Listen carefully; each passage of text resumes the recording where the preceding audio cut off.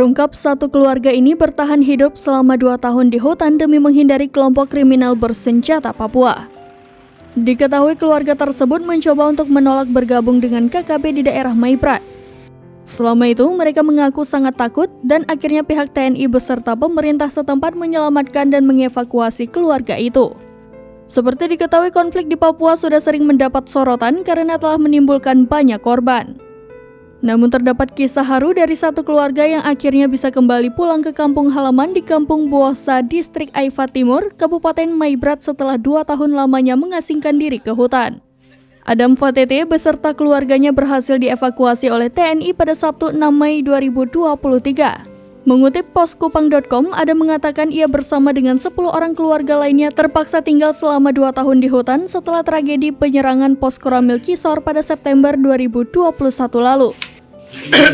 Warga yang ada hari ini saya sampaikan terima kasih banyak karena kami dengan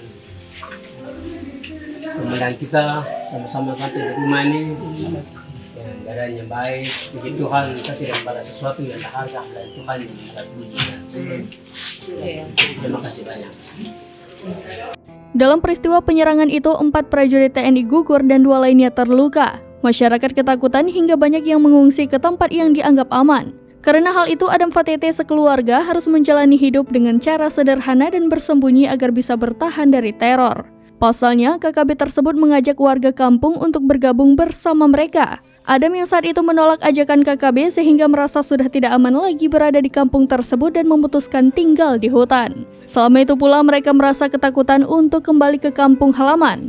Lebih lanjut, usai mendapat informasi bahwa TNI yang berada di kampungnya aktif melayani masyarakat, Adam dan keluarganya pun memberanikan diri turun dari hutan untuk kembali ke Kampung Buosa.